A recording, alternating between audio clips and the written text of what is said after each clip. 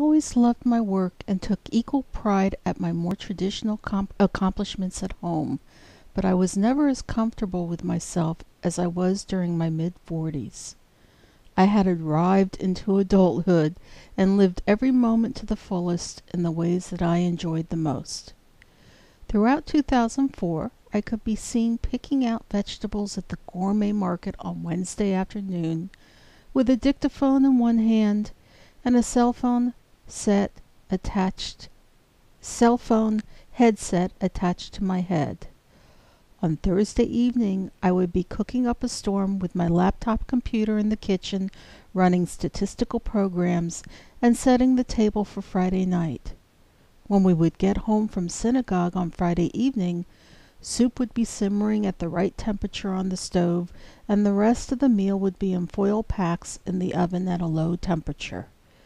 The table would reflect light from Grandma's polished silver.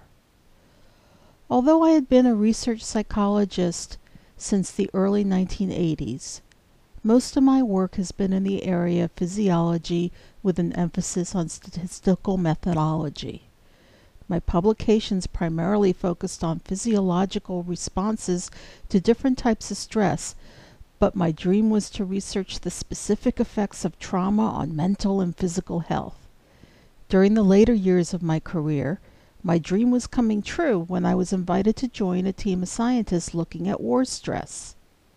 The resulting data from this exciting study were becoming available for analysis and write-up at the time that illness entered my life.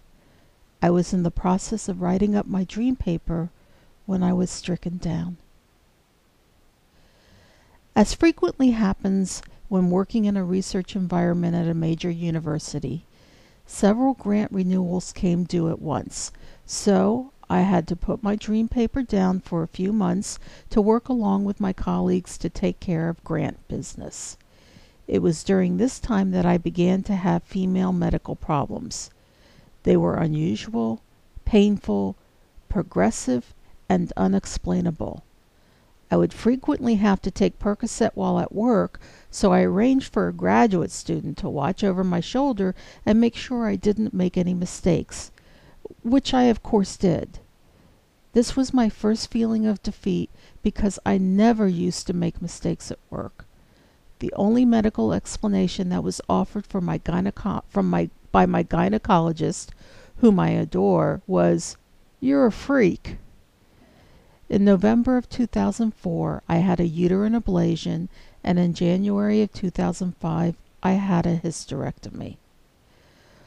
While recovering from the hysterectomy at home after about a week later,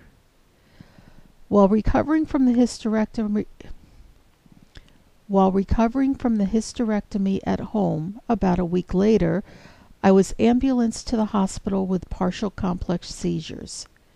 I had never experienced this before. I also had the most horrible headache of my life, although I had been having terrible headaches for about a year or two. That day I received my first orphan disease diagnosis, idiopathic intracranial hypertension, also known as pseudotumor cerebri or benign intracranial hypertension, which is basically too much cerebral spinal fluid pressure on the brain for unknown reason. I was given medication which gave me some pain relief and partially retarded the blinding process from pressure on my optic nerves. Despite the horrendous medication side effects, I continued to work and returned to the front line outfitted with magnifying glasses to join my frantic colleagues in our desperate attempt at meeting all deadlines.